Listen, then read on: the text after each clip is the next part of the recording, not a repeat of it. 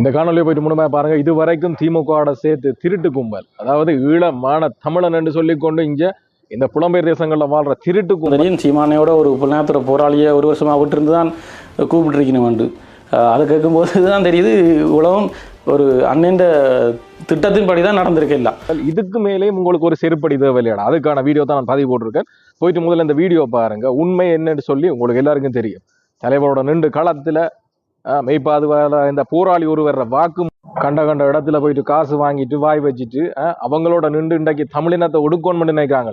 ஆனால் தான் ஏற்கனவே வீடியோ போட்ட மாதிரி நீங்கள் அங்க நாம் தமிழர் கட்சியை அங்க படுக்க வச்சாதான் இங்க நீங்க புலம்பெயர் தேசங்கள்ல திரும்பவும் புலிக்கொடியை பறக்க விட்டு காசு பணத்தை சம்பாதிக்கலாம்னு சொல்லி பிளான் போட்டு தான் இன்றைக்கு நீங்க இந்த திருட்டு தேயோட சேர்ந்து நீங்க இந்த வேலை பார்க்க அண்ணா தனக்கு பக்கத்துல வச்சு கொண்டு சீமானுக்கு ஒரு விஷயமா சொல்லி கொடுத்து இது வந்து படத்துல நீ அது எனக்கு தெளிவாக கேட்டது. நீ படத்துல பார்த்த ரைவல் இல்லை, இதுக்குரிய விளைவுகளுக்குரிய தாக்கம் அப்படி இருக்கும்னு சொல்லி அண்ணன் நேராக அவருக்கு பிஸ்டல் பாய்ச்சி எல்லாம் தன்னை இதிலே தனக்கு பக்கத்துல வச்சு கைக்குள்ள வச்சு தான் அவருக்கு பாய்ச்சி கொடுத்தது.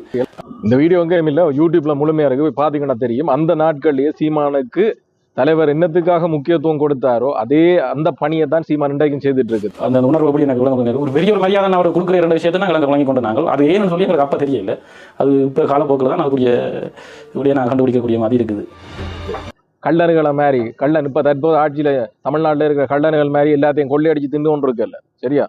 சீமானுக்கு ஈழத்தமிழர்கள் என்னத்துக்கு ஆதரவு வழங்குறார்கள், முன்னாள் போராளிகள் முக்கியமான போராளிகள் என்னென்னத்தை செய்கிறாங்கன்னு சொல்லி உங்களுக்கு எல்லாருக்கும் உண்மைத்தன்மை தெரியும். தெரிஞ்சு முண்டாக்கி நாம் தமிழர் கட்சியே இல்லாத ஒழிக்கணும்னு சொல்லி இவன் ராஜீவ்காந்தி இருக்கான் இல்லையா அந்த தமிழ்நாட்டில், அவன் விடுற கருத்துக்களை பார்த்தீங்கன்னு சொன்னா சும்மா இருக்க கட்சிகளையும் தூண்டி விடுறான். அவங்கட திமுகவில் இயலாது, நாம் தமிழர் கட்சி ஒன்றும் செய்யலாத ஒரு சுச்சுவேஷன்ல வந்து அதிமுகவே தமிழர் வெற்றி கழகத்தை வந்து ஏன் சும்மா இருக்குது வெட்கி தன்ன உணிய வேண்டிய விஷயம்னு சொல்லி அவங்களையும் தூண்டி விடுறாங்களே இப்படியான பிரச்சனைகளை வந்து முகம் கொடுக்க சொல்லி. அவனுக்கு என்ன பிரச்சனைடா? சும்மா நடக்கிற எக்ஸ்தலத்துல எல்லாம் போயிட்டு ஏதோ மத பிரச்சனை இன பிரச்சனையை தூண்டுறாங்களன்னு சொல்லி எக்ஸ்தலத்துக்கு போயிட்டு பாமர மக்கள் பார்க்க போகலடா எக்ஸ்தலத்துல என்ன நடக்குதுன்னு சொல்லி.